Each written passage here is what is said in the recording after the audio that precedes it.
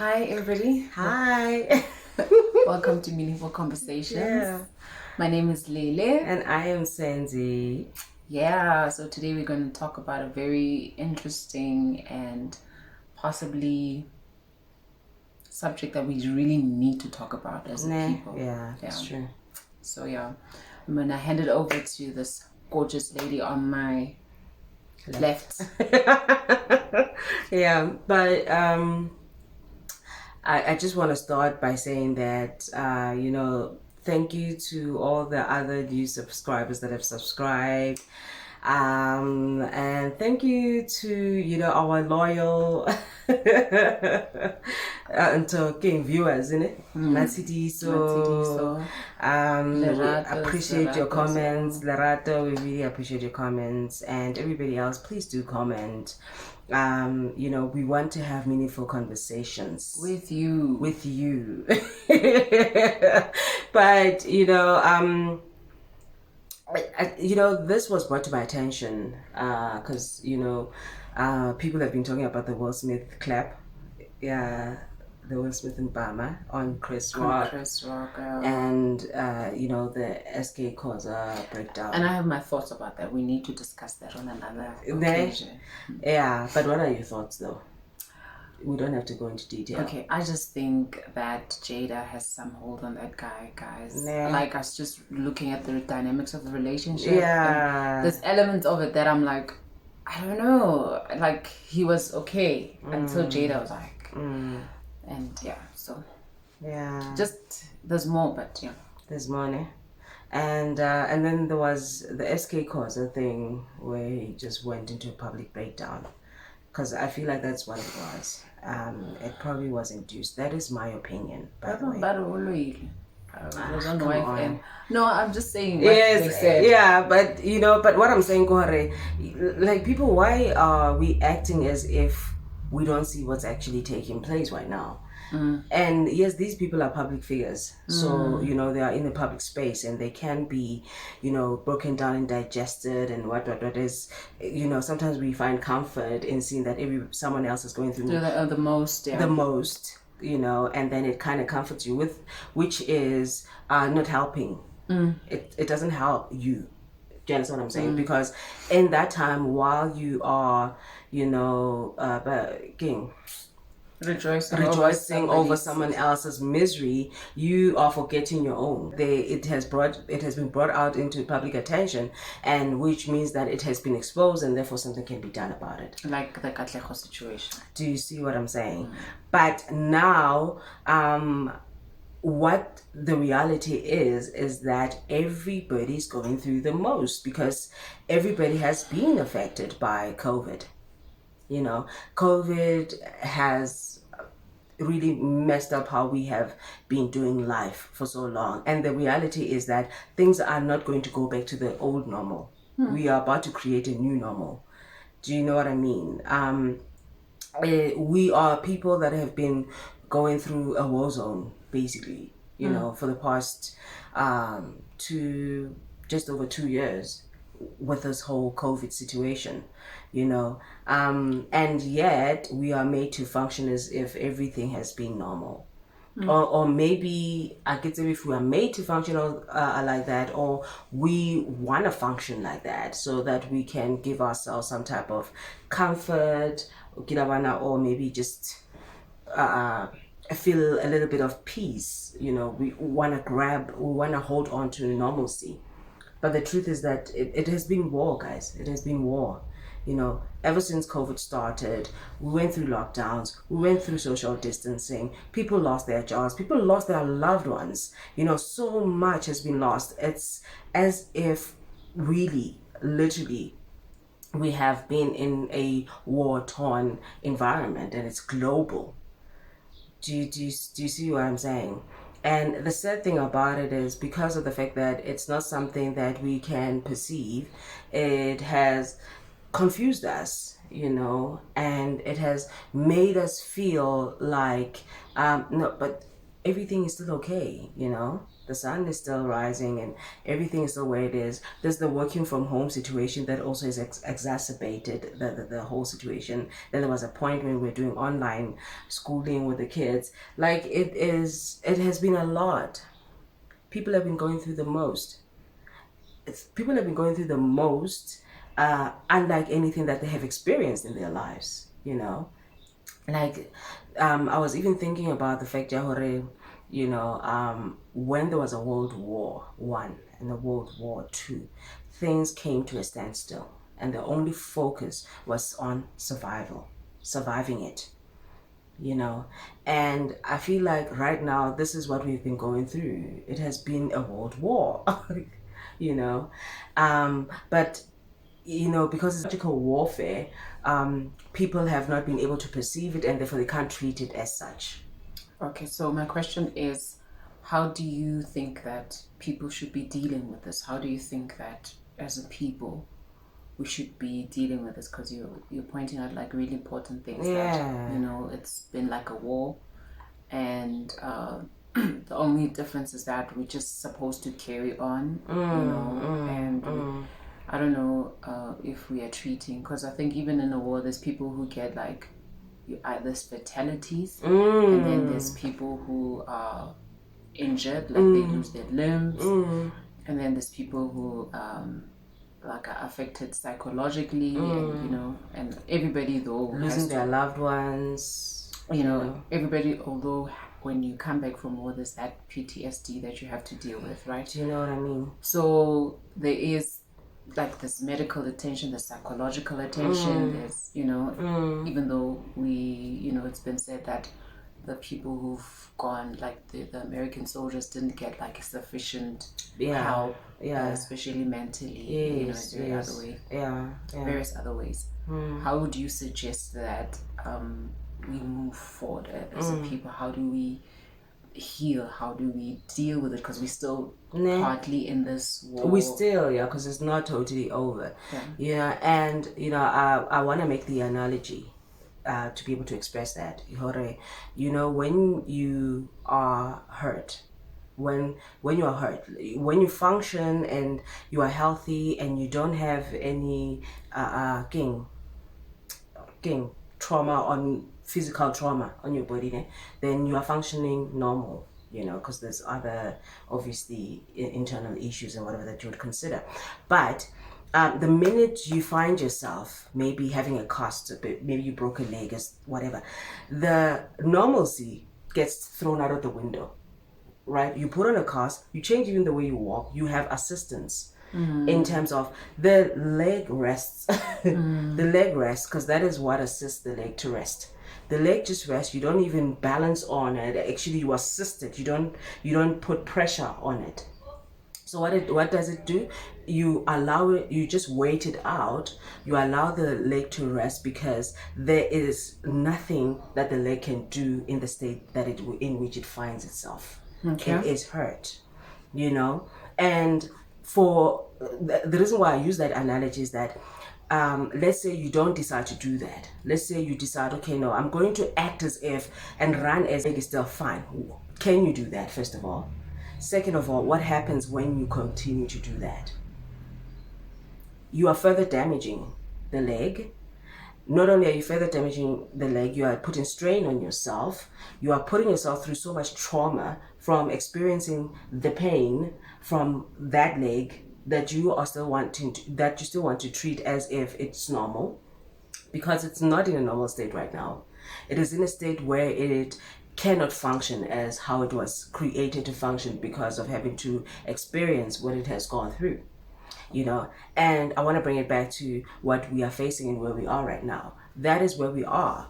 You know, we can't function as we normally would because we are in a war-like zone.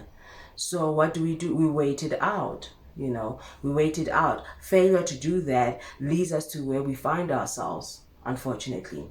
A lot of people are exhausted because we have been trying to function as normal as possible in an abnormal space. Do you understand what I'm saying? things are closed, people are working from home, but it's like the wheel is still required to turn the way it was turning when things were still normal. And because of the fact that things are not normal, we are feeling it physically, we are feeling it mentally, we are feeling it emotionally, we are exhausted because we are not treating ourselves as people that are finding themselves in a space that you cannot function as how you normally were functioning. So how can we do it, and how were we supposed to do it? We were supposed to respond as people that are really faced with a situation where right now there are so many things that have been brought up or brought about by this whole COVID situation that's placed us in a space where, yes, it is abnormal. Nothing is normal. And it's fine. It's okay. The world it's not going to fall apart because while we are here, I mean, the world has survived World War One, World War Two, some civil wars, and a couple of unrest. Like the world has survived all these things. You know, it will survive this as well. It will survive this as well. But the thing is, are you going to survive it with the world? So basically, from what you're saying, rest. You recommend rest. Yes. So for me, as I was listening to you, I was reflecting because I had this thing of rest brought up. Rest is not just sitting down. Rest for me. That is when you exert a lot of energy beyond what you normally would under normal circumstances. And therefore what that does is that it's going to then thingy itself as this frustration because you're putting your body under too much strain, more than what it was created to be able to bear or to function out of. I'm actually, now that I've said that, and I hope that it will encourage and bring that awareness. And if you have already been aware of it, and I think sometimes you can be in a situation where you're like, there's something about this, but I can't really put it into words what it is that I'm experiencing or that I'm going through, and it helps to have these meaningful conversations, because when we have the meaningful conversations and we really become authentic within the conversations, and we become transparent as well as with ourselves, within ourselves, with what we are facing, with what we are going through, we can be able through these meaningful conversations to actually get to the crux of the problem, to say, no, man, I'm not I'm not mentally ill, or I'm not thingy, or I'm not doing anything that is out of what anybody would ordinarily do under such circumstances. Look, I'm not even the only one who's feeling this way, and I'm not even the only one who's going through this. You understand? And what it does is that it gives you comfort in an uncomfortable situation. It gives you comfort, where we are experiencing this as the human race.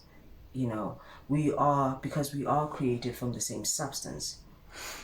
So everything that affects that person is going to affect you. The only thing that is going to be different is how you are going to respond to it. Do you know what I mean? How you're going to respond to it. And if you are also going to be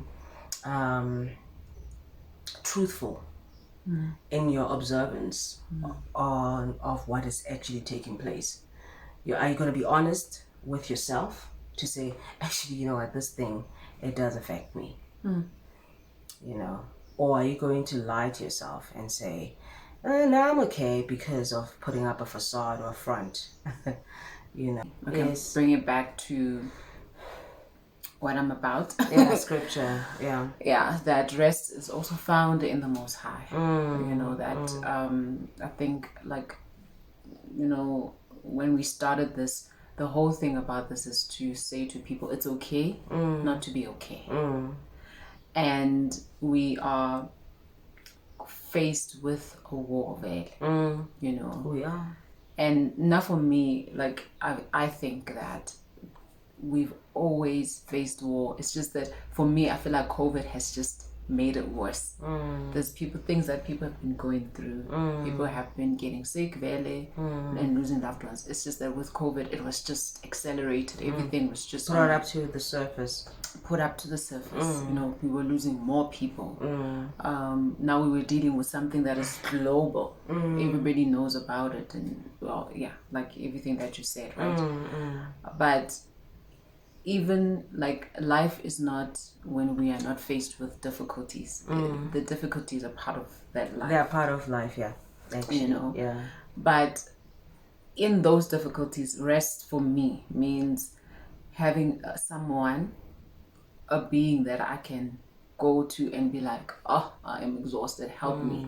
And to have, I'm going to say, supernatural power, okay? And that can only come from the Most High. The Creator. Yeah. So now, when I say God, yeah. a person, I speak to Cindy, but she's not always available. Yeah. And she's not always in a position to give to me. You understand? And also I wanted to add her the counsel that I also give her, or the encouragement that I also give her, is directed, you know, from the Bible. You know, it has been, Linda, that is where I harness the wisdom and the knowledge that I'm able to impart into her, because I don't believe I have it. I don't think I'm able to, you know, without it. Yeah. So it's just, I was just saying, in terms of rest, it's, you know, in terms of how you perceive it, it could be something like that. For me, it is something like that, because if I had to tell you, if I had to list my issues right now, it's you know, so true. it's so true. Yeah, so and other people might be like, just be in the flow and don't fight things. Don't fight it. Just flow with it. Just write it out until you get just trust the process type of thing. Just write it out. Just be in the flow, because what is happening is the more you are trying, you know. Or are you going to make it external, which doesn't help as well? It doesn't. Because you can't control the external. Yeah, you can't control the external, and you cannot medicate what is internal externally. You know, and I feel like that is what a lot of us have been doing. You know, you've been trying to medicate an internal issue externally. So there's obviously resources that have been taken into trying to medicate that, and there's a lot of other, you know, support or support systems or whatever that have been brought into place to want to medicate, instead of actually allowing yourself to be truthful in how you're going to examine yourself, in your examination of yourself, to say, okay, let me be truthful. What is actually bothering me right now? Is it this broken leg? Or is it the fact that I'm not putting my shoe on? Because I don't, like, you know, what's frustrating me right now is that I can't wear my favorite shoes. No. What's bothering you is the fact that you cannot use your leg properly. You know? I think what I'm learning from that is what Will Smith, like the examples you spoke about. It's not something that probably started on the day. We don't know. Okay, I don't know, but I'm thinking it's something that's just been happening, and it boiled up to that. I don't know. There's no smoke without fire. You know, Khoza, SK Khoza, our beloved brother. Whatever's going on, it just, I don't think it just sparked on that day, and that, you know, let us be kind to ourselves and to one another, and not to, like, because I feel sorry for people who are in the media, because then people have so many opinions, and I think it adds to that, because before you even start to process what you're going through, already somebody has an opinion about it, you know. So let's be kind to each other. And I think also healing comes from relationships as well, you know. And I think, like what Cindy said, or maybe, you know, as an individual who's listening, you're also probably going through things that you probably haven't even brought to the surface because you're busy trying to work and provide and whatever, but you also have been affected by COVID in psychologically, emotionally, and every other way that you have been affected by it, you know. Just allow yourself to be in a space of people where they are safe and you can talk about the things that you fear, the things that have hurt you, the things that have affected you. You are not crazy to have been affected by this. And it's okay to not have it figured out. It's okay to not have it figured out. It's okay to not know. It's okay to not know. And it's okay not to know how to deal with something, but to know that there is something. Yeah. You know? Yeah. So don't walk on that broken leg and make it worse. Yeah. Seek help, rest the leg, and allow it to heal. Because apparently, into everything, whenever you're sick, got anything, rest is recommended. Rest. More than medication. For medication to work, Rest. you need to rest. So that For healing to take place, rest. So on that note, let's rest. Let's rest. Let's rest. Let's rest, Buffett. Let's rest, guys. And there's nothing. Nothing's gonna fall apart. Nothing is going to go haywire. Like, you know, I could say how to even put it, but whether it was an analogy or whether it was a story that I read, I think it was one of those stories where they talk about where they interviewed a person that is like older in years, and they say, if you could go back to your younger self, what is the one thing that you would tell yourself? And I remember reading this interesting response, and she was saying, everything I feared never happened. Everything I used to stress over, everything I feared, it never happened. And I spent time stressing over that. I took away, you know, parts of my life, and I spend parts of my time, which is the most valuable thing that we own, time, right? They never happen. You know, don't stress about it. Yeah. Pray, meditate, whatever you do. Pray.